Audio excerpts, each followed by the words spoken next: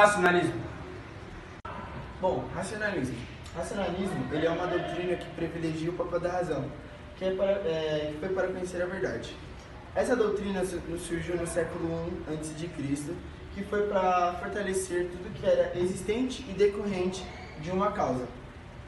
A palavra racionalismo, ela vem do latim de ratio, que significa razão. Com isso tudo, destacam-se dois filósofos, que são Spinoza e Descartes.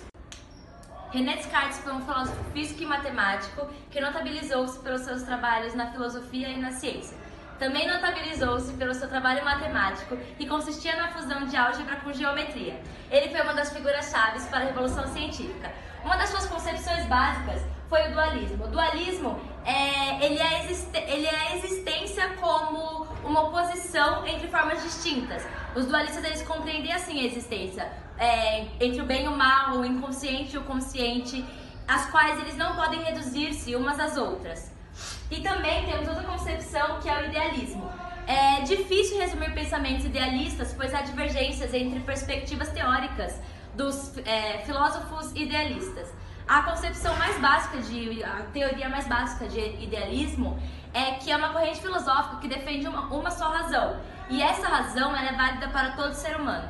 Descartes era um racionalista convicto. Ele recomendava que desconfiássemos de todas as nossas percepções sensoriais, pois o filósofo as responsabilizava pelos frequentes erros de conhecimento humano. Dizia que o verdadeiro conhecimento das coisas externas devia ser atingido através do trabalho lógico da mente, afirmando que só os matemáticos puderam encontrar algumas demonstrações, isto é, algumas razões certas e evidentes. Descartes atribuía grande valor à matemática como forma de compreensão da realidade. Ele próprio foi um grande matemático, considerado um dos criadores da geometria analítica, um sistema que tornou possível a determinação de um ponto em um plano mediante duas linhas que se cruzam, mais conhecidas como coordenadas cartesianas. O filósofo também tinha um projeto de abraçar a totalidade do conhecimento e organizá-lo de forma sistemática. E sistematizar o saber humano era um método seguro para construir um conhecimento verdadeiro e universal. Então, em 1637, ele publica a obra e inaugura a filosofia moderna, o chamado Discurso do Método, onde podemos destacar 4 regras básicas consideradas por Descartes capazes de conduzir o espírito na busca da verdade. E são elas: 1.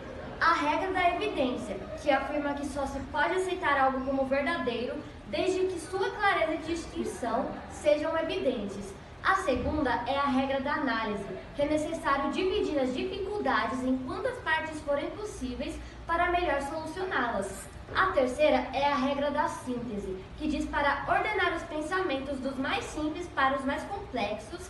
E, por fim, a regra da enumeração, para fazer verificações completas e ter certeza de que nada foi omitido. Spinoza, filósofo holandês, nascido entre o século XIX, foi um dos grandes pensadores da filosofia moderna. Teve entre os seus pensamentos o liberalismo político e o racionalismo cristão, que foi o início de todo o pensamento voltado para a filosofia religiosa. Também entre um dos seus pensamentos, ele colocou Deus igual à natureza, onde ele tentou explicar a essência e o porquê de Deus. E ele igualou isso na natureza, tentando dizer que quando Deus se fez e fez todas as outras coisas, ele simplesmente fez aquilo porque ele precisava fazer. Monismo. Monismo, do grego, é o nome dado às teorias. Filosofia que defende a unidade da realidade como um todo, ou a identidade entre a mente e o corpo, por oposição ao dualismo ou pluralismo. As afirmações de separações. A raiz do monismo na filosofia ocidental estão nos filósofos pré-socráticos. Spinoza, filósofo monista por excelência, pois defende que deve considerar que a existência de uma única substância, da qual tudo a mais são modos. Deus imanente. Para Spinoza, a sua concepção de um Deus é um Deus despersonalizado e geometrizado, contrariando todas as formas de Deus. Para ele, Deus cria a si mesmo, pois existir faz parte da sua essência. Ele cria também todas as coisas que são feitas da sua potência infinita. Natureza naturante é a substância e atributos eterna e infinita. Natureza naturada. Natureza naturada é a totalidade dos efeitos. Para ele, seria a ideia adequada.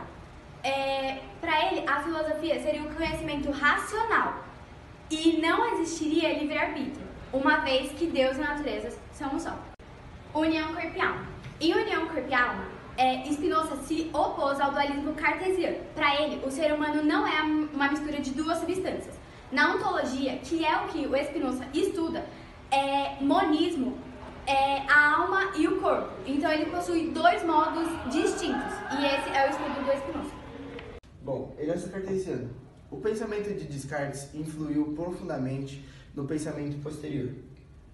Sua concepção dualista do ser humano foi muito vistada e sentida em diversos campos, que foi também um conhecimento de todo o seu método.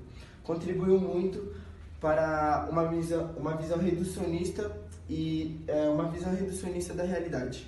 As filosofias de Spinoza são exemplos disso tudo.